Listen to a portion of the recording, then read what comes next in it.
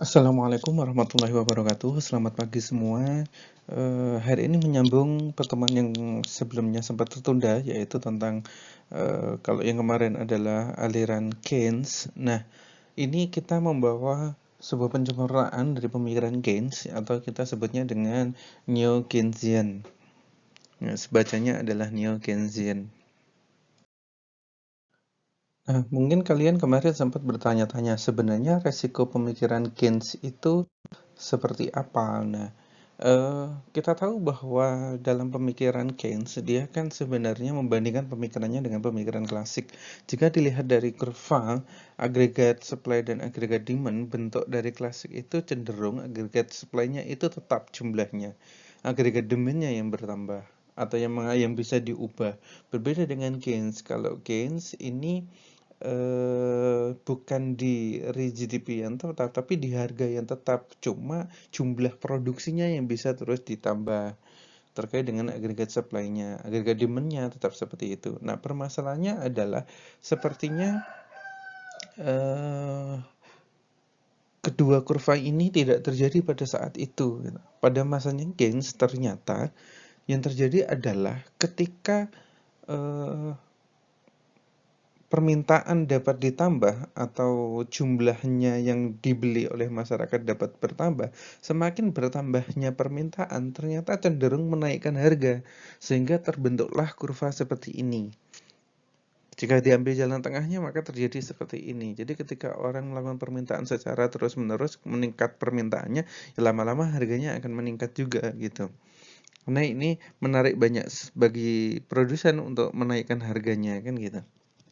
Nah, itu resiko yang pertama. Resiko yang kedua ternyata adalah ketika lihat di sirkulasi ini orang A, orang B, orang C, orang D yang kemarin sudah sempat saya jelaskan juga bagaimana secara sederhana D akan memberikan supply kepada A sejumlah 2, C akan memberikan supply kepada D sejumlah 2, B memberikan supply sejumlah C 2, dan A memberikan supply kepada B sejumlah 2. Nah, ternyata si A ini dia memiliki prediksi yang kayaknya buruk nih bakal ke depan nih, akan ada pandemi, akan ada masalah dan sebagainya. Akhirnya si A ini terpaksa mengurangi penjualannya satu. Ketika si A mengurangi pembeliannya satu. Nah, ketika A mengurangi pembeliannya satu, si D pun mikir, waduh penjualanku kenapa turun? Akhirnya dia pun membeli dari C juga dikurangi, si C juga mengurangi pembelian dari si B, dan si B dikurangi pembeliannya dari si A. Nah, pada saat si B mengurangi pembeliannya A, yang awalnya 2 menjadi 1, akhirnya A pun dia dengan bangganya mengatakan bahwa, tuh kan apa prediksi saya? Prediksi saya tepat. Ekonomi akan mengalami penurunan, makanya saya nggak salah kalau saya mengurangi pembelian saya sebelumnya. Nah, disitulah akhirnya hadir pemerintah, di mana pemerintah memberikan pengeluarannya. Ingat, pemerintah memberikan pengeluarannya membantu membeli apa yang dibeli oleh si A. Jadi misalkan pemerintah membelikan satu, ya udah ini satu tak beli. Akhirnya si A dia mendapatkan bantuan dari pemerintah, dia bisa mendapatkan dua. Karena si A membeli dari si D ini pun, oh iya, kayaknya ekonomi sudah mulai membaik, si A bisa membeli dua lagi, tidak lagi satu. Maka si D pun juga berpikiran sama, dia akan menambah pembeliannya dari si C, kemudian si B juga menambah pembeliannya dari si C, dan si A menambah pembeliannya dari si B, sehingga ekonomi berjalan kembali normal. Cuma, begini, stimulus dari pemerintah itu kan tidak selalu diberikan. Stimulus pemerintah itu sifatnya sangat kaku memang. Ketika pemerintah sudah mengeluarkan, dia nggak mungkin mencabut. Jadi kalau sudah digelontorkan seperti BLT misalkan ya. BLT itu kan bantuan langsung tunai yang diberikan pemerintah kepada masyarakat agar masyarakat mampu meningkatkan pembelian. Sehingga perekonomian bisa berjalan normal. Sama kayak siklusnya si ini, ABCD ini gitu. Cuma pertanyaannya, kan ketika pengeluarannya pemerintah ditambah, bisa jadi pajaknya masih tetap. Sehingga pengeluaran itu akan membebani pemerintah. Akhirnya muncullah berbagai kombinasi kebijakan fiskal yang dikeluarkan oleh Keynes pada saat itu. Keynes memberikan saran, ya pengeluarannya ditambah, pajaknya tetap. Atau pengeluarannya tetap, biar masyarakat mampu membeli, kita kurangi pajaknya. Tapi kalau dikurangi pajaknya, pengeluarannya tetap, otomatis pemasukan pemerintah ya menjadi rendah kan gitu. Dan yang lebih berat lagi, pilihan dari Keynes adalah bagaimana jika pengeluarannya ditambah untuk memberikan BLT dan lain sebagainya, pajak juga diturunkan sehingga stimulusnya akan menjadi lebih cepat. Cuma di sini resikonya apa? Ya kalau pemerintah nggak punya pendapatan, kemudian pemerintah pengeluarannya harus ditambah, pajaknya diturunkan, otomatis mau nggak mau kebijakan yang diambil pemerintah adalah kebijakan anggaran defisit. Di mana untuk pengeluaran-pengeluaran ini pemerintah harus hutang dari negara lain. Alhasil apa? Negara lainlah yang menjadi investor ke negara kita. Nah, itu yang menjadi masalah kan. Mungkin kalian juga tahu bagaimana pemerintah saat ini kalau di negara kita kan juga utangnya cukup banyak. Itu memang bentuk stimulusnya memang kurang lebih seperti ini gitu. Oke, untuk selanjutnya kita akan masuk ke siapa sih sosok yang menyempurnakan pemikiran Keynes gitu.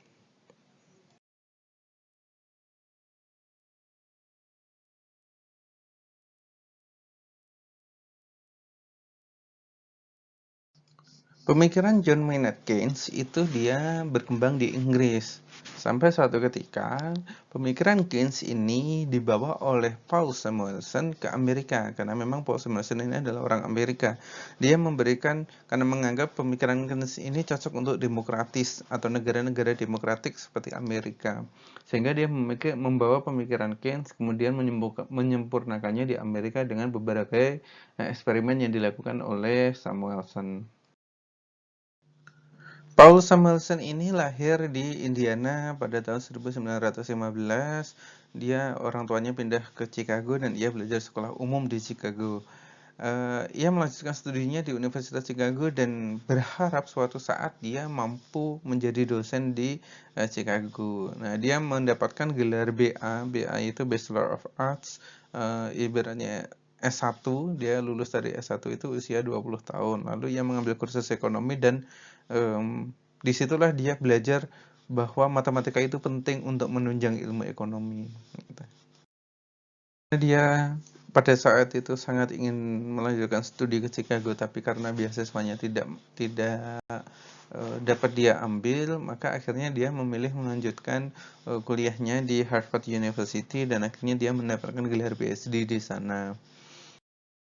Untuk selanjutnya ini adalah beberapa ulasan singkat dari kehidupan John Maynard Keynes yang tidak kita dapatkan dari mungkin tidak akan kalian dapatkan dari bukunya Deliarnov maupun buku dari Sumitro. Nah, ini cukup kalian baca saja, saya tidak akan membacakannya sampai ke isi pemikirannya.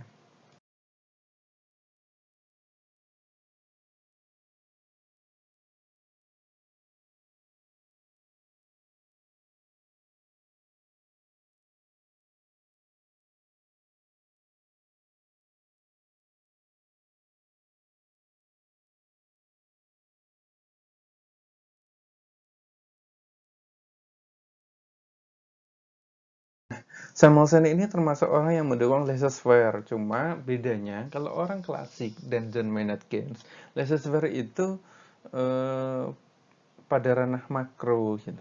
Cuma kalau Samuelson dia nganggapnya laissez-faire itu penting, tapi hanya di wilayah mikro atau di tingkat perusahaan-perusahaan atau di lingkar wilayah yang kecil gitu cakupannya.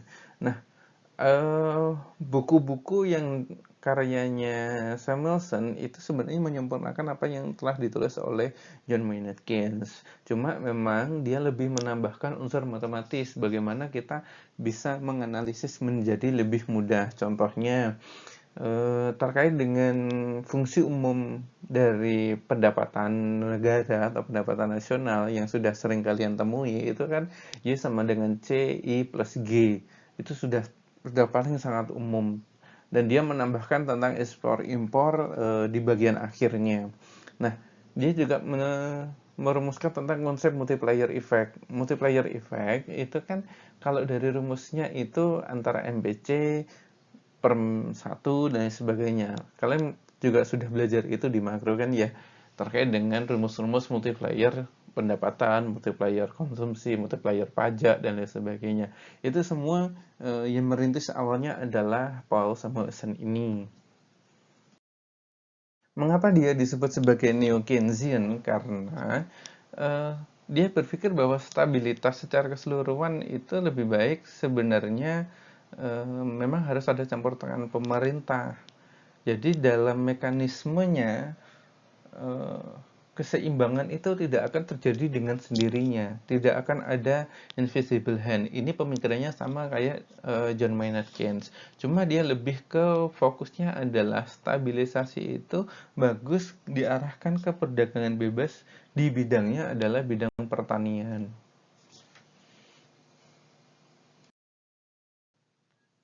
Nah, pemikiran Samuelson ini memang cenderung pada kebijakan fiskal yang dia mengkombinasikan berbagai kebijakan-kebijakan terkait dengan upaya pemerintah dalam menstabilkan perekonomian. Dia juga menciptakan salah satu teorinya yaitu paradoks penghematan, di mana semakin menghemat maka tabungan akan semakin berkurang. Ini kan berkaitan dengan semakin Anda hemat maka konsumsi Anda akan menjadi rendah, dan pada saat itu agregat permintaannya juga akan turun. Nah, ketika agregat permintaan turun ini tidak mendukung perusahaan-perusahaan untuk meningkatkan produksinya, sehingga orang pendapatannya juga lama-lama akan turun. Nah, ketika tabungannya berkurang karena menghemat, rata-rata tabungan ini bocornya bukan untuk investasi, tapi bocornya lebih ke konsumsi pribadi. Kayak gitu. Maka dia juga mendukung investasi sebenarnya, si Samuelson ini. Dan dia juga mendukung bahwa pajak progresif itu mengandung efek redistribusi yang baik untuk perekonomian. Sehingga pajak itu tidak dihantam sama ke semua orang, tapi sesuai dengan kemampuannya. Misalkan terkait dengan pajak penghasilan, semakin tinggi pendapatannya, maka pajaknya juga semakin tinggi harusnya. Dua kebijakan yang ditawarkan oleh Samuelson ini rata-rata memang untuk memulihkan ekonomi. Nah, ada dua cara. Jika di penjelasan awal saya, rata-rata memang arah dari Samuelson ini adalah untuk menaikkan konsumsi, tapi perlu juga kebijakan fiskal itu digunakan untuk memulihkan kepercayaan bisnis. Di saat krisis itu pemerintah harus sudah mulai membantu para pengusaha, bukan hanya konsumen saja. Kalau membantu masyarakat untuk membeli seperti bantuan langsung seperti itu bisa meningkatkan konsumsi, tapi itu tidak meningkatkan optimisme dari pengusaha. Nah, pengusaha untuk meningkatkan optimisme mereka ya rata-rata kurangi pajaknya gitu, kurangi pajaknya, sama seperti yang saat ini mungkin pemerintah Indonesia lakukan ketika menghadapi krisis karena pandemi saat ini. Kan yang dilakukan oleh pemerintah yang memberikan bantuan langsung secara tunai, tapi tidak dalam bentuk uang kalau saat ini kan gitu, dalam bentuk barang misalkan di DKI dan lain sebagainya. Tapi di sisi lain pemerintah juga harus menaikkan optimisme perusahaan. Nah, saat ini yang sudah dilakukan pemerintah itu adalah pemotongan pajak, di mana perusahaan-perusahaan yang terdampak oleh pandemi COVID ini dia dibebaskan pajaknya untuk di bulan April. Nah, itu memberikan optimisme tinggi pada perusahaan-perusahaan. Nah, terakhir yang saya lihat dari beberapa forum diskusi ekonomi, perusahaan-perusahaan itu atau pengusaha-pengusaha itu masih menuntut bantuan lagi dari pemerintah, kebijakannya yaitu terkait dengan penurunan suku bunga untuk pinjaman, sehingga bank itu akan lebih mudah memberikan pinjaman kepada perusahaan-perusahaan yang terdampak oleh pandemi COVID ini. Itu memang bentuk-bentuk kombinasi kebijakan yang sejalan dengan pemikiran Paul Samuelson. Ini adalah salah satu dalil yang dikeluarkan oleh Samuelson yang cukup terkenal, yang bunyinya adalah meski tabungan bisa membuka jalan menuju kekayaan bagi individu tertentu, namun jika suatu bangsa secara keseluruhan memutuskan untuk lebih banyak menabung daripada investasi, maka yang terjadi adalah resesi. Dan resesi ini akan menyebabkan kemiskinan bagi semua orang. Ekonomi lesu, pada akhirnya tabungan tadi akan bocor untuk digunakan untuk konsumsi. Sama kayak hari ini, statusnya ketika terjadi pandemi seperti ini, banyak orang yang pada akhirnya karena perekonomian mulai lesu, mereka menggunakan tabungan mereka untuk konsumsi gitu. Sedikit orang yang berusaha untuk bertahan lepas dari masalah eh, kelesuan ekonomi ini dengan memutar uang tabungannya untuk membuka bisnis baru atau bisnis yang bisa dilakukan dari rumah. Pemikiran Samuelson berikutnya adalah terkait dengan teori konsumen, di mana dia berpikir bahwa sebenarnya konsumsi masyarakat itu bisa dilihat preferensinya. Sebenarnya masyarakat itu lebih cenderung ke arah mana konsumsinya. Dari preferensi konsumen itulah kita bisa mengeluarkan berbagai asumsi-asumsi terkait perilaku konsumen, dan itu berdampak baik pada bisnis atau usaha, di mana seorang pengusaha itu selalu membaca preferensi konsumen. Konsumen itu kecenderungannya konsumsi produk seperti apa. Nah, itu yang akan diproduksi oleh perusahaan, dan itu menjadi pasar memang yang seperti itu. Saya akan memberikan contoh bagaimana preferensi konsumen ini dapat menjadi suatu analisis. Ingat bahwa preferensi konsumen ini sebenarnya cenderungnya tetap, sehingga ketika kita melihat preferensi konsumen, konsistensi itu akan menjadi eksperimen yang baik untuk bisnis kita. Contoh kayak gini, kalau kita sajikan ada 3 produk, maksud saya 3 produk yang sama ini ya, katakanlah burger satu paket dengan minumannya, yang harganya sama disajikan oleh beberapa toko yang berbeda. Misalkan antara Burger King, Mr. Burger, dan Burger Chandra, misalkan kayak gitu. Kalau harganya sama-sama 20.000, orang pasti akan cenderung memilih Burger King. Sehingga preferensi ini akan memberikan gambaran pada kita sebagai seorang investor misalkan, atau kita mau bisnis, maka kita akan memilih, yalah kalau kayak gini mending kita ambil franchise-nya adalah franchise-nya Burger King kalau kita mau bisnis gitu. Ya sama juga ketika kita punya produk di toko, kita punya toko katakanlah retail kayak gitu. Nah, kita bisa melihat preferensi konsumen itu terhadap produk. Misalkan mie instan, apa yang sering diambil mie instan, pada produknya banyak, harganya cenderung sama, beras, gula, dan lain sebagainya. Sehingga ketika kalian membuka bisnis misalkan seperti SRC itu ya, kalau kita tahu toko-toko retail yang di sekitar rumah kita, SRC itu akan ramai ketika kalian bisa membaca preferensi konsumen. Di antara produk-produk ini, konsumen akan cenderung mengambil mana. Nah, itu yang kita sajikan dalam toko retail kita. Maka bisnis ini akan jalan. Ingat loh, Cah, kalau kita mau belajar bisnis, memang sebenarnya tidak hanya satu saja. Misalkan kalian mau buka wirausaha kuliner gitu. Enggak itu saja. Kalau mau bisnis, jalannya banyak sekali. Jalannya banyak. Kalian perlu membuka mata bahwa bisnis itu tidak hanya makanan, atau mungkin kalau kalian jualan jilbab, jualan ini, itu preferensi konsumen akan bisa kita gunakan untuk bisnis seperti itu. Samuelson juga mengeluarkan teori tentang perdagangan bebas, di mana teori ini menguji konsekuensi ekonomi dari perdagangan bebas dan proteksi. Si Samuelson ini berpikiran bahwa jika orang sulit untuk bermigrasi dan bahkan bila sulit bagi modal untuk berpindah ke seluruh dunia, misalkan modal dari negara A berpindah ke negara B dalam bentuk investasi, misalkan, dan mereka mencari pengembalian yang lebih tinggi, maka perdagangan bebas akan membuat pendapatan jatuh pada faktor produksinya, di mana nanti faktor produksi ini di beberapa negara itu akan cenderung sama. Saya akan menjelaskan dalam ilustrasi berikut ini. Nah, contohnya gini. Ada produksi keripik kentang di Amerika dan di Perancis, di mana kedua negara ini memproduksi keripik kentangnya dengan manual, bukan mesin atau handmade. Nah, tapi upah harian di sana itu berbeda, di mana upah di Amerika $20, sedangkan upah di Prancis hanya 15 US dollar. Tentu harga Prancis karena dia upahnya lebih murah, dia bisa membuat harganya menjadi lebih murah.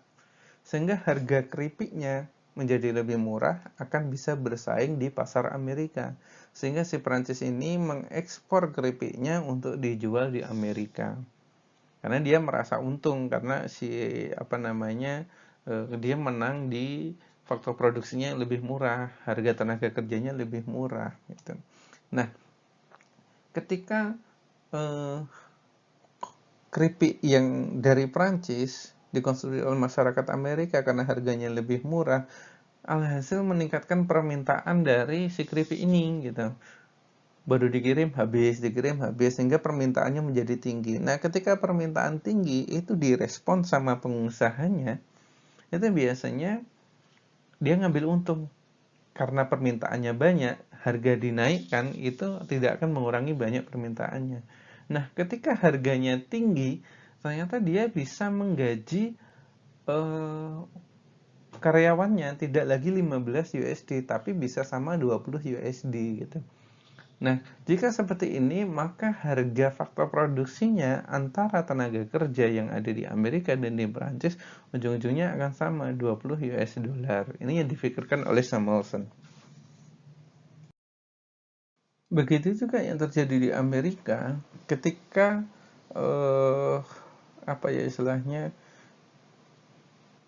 banyak sekali impor keripik kentang dari Prancis membuat para pengusaha keripik di Amerika itu mengalami persaingan dan terpaksa menurunkan harga mereka dan mengurangi upah pekerjanya. Sehingga lama-lama pekerjaan Prancis dan Amerika pun akan cenderung sama di perdagangan bebas. Sehingga ini juga memiliki implikasi pada perekonomian global. Sehingga jika kalian tahu bahwa organisasi NAFTA itu banyak sekali menetapkan harga faktor produksi yang sama di negara-negara anggotanya. Contoh, dia menyeimbangkan upah pekerja yang ada di Meksiko dengan pekerja yang ada di Amerika. Karena itu tadi, kalau semisalkan dia tidak ditetapkan sama, maka yang terjadi adalah banyak sekali barang Meksiko yang akan dikirim ke Amerika. Sehingga perdagangan Amerika akan menjadi susah untuk berkembang, begitu. Salah satu dalil berikutnya adalah terkait penetapan tarif barang-barang impor. Nah, tarif impor ini memang dapat meningkatkan pendapatan nasional, tapi di sisi lain, jika impornya itu adalah bukan produk jadi, tapi produk setengah jadi atau bahkan mungkin produk mentah yang diimpor dari negara lain, itu akan mengurangi pendapatan dari sektor usaha yang mengimpor barang tadi gitu.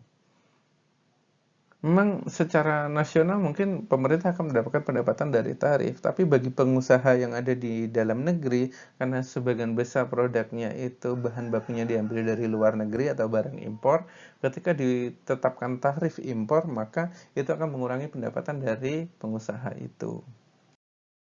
Salah satu hal lagi yang dikembangkan oleh Samuelson terkait dengan pemikiran Keynes itu, di mana pemikiran Keynes dia banyak mengambil pemikiran dari Phillips. Nah, Phillips itu dia menganggap bahwa peningkatan upah dan pengangguran di Inggris menemukan bahwa kenaikan kecil dalam upah terkait dengan tingkat pengangguran yang tinggi dan sebaliknya. Nah, Samuelson itu menyempurnakannya dengan kalimat yang lebih sederhana, yaitu bahwa karena upah adalah komponen utama dari biaya suatu produk 60-70%, dan karena biaya yang tinggi direfleksikan dengan harga yang tinggi, maka tingkat inflasi harusnya berhubungan terbalik dengan tingkat pengangguran. Gitu. Itu yang disampaikan oleh Samuelson, sehingga si Samuelson ini menyebut pemikiran Phillips ini dalam sebuah kurva yang disebutnya sebagai kurva Phillips. Mungkin kalian kalau dalam ilmu makroekonomi juga sering ketemu dengan kurva Phillips. Di dalam kurva Phillips, Samuelson menjelaskan bahwa kurva Phillips ini menjelaskan hubungan antara tingkat inflasi dan pengangguran, yang hubungannya adalah berbanding terbalik, di mana ketika terjadi inflasi, maka penganggurannya akan menjadi rendah.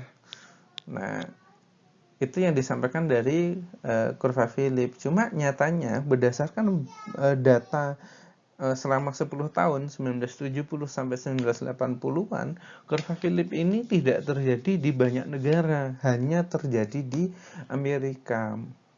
Nah, Ini nanti yang perlu kalian cari informasinya adalah bagaimana runtuhnya kurva Phillips dan bagaimana itu terjadi di Indonesia. Apakah juga demikian?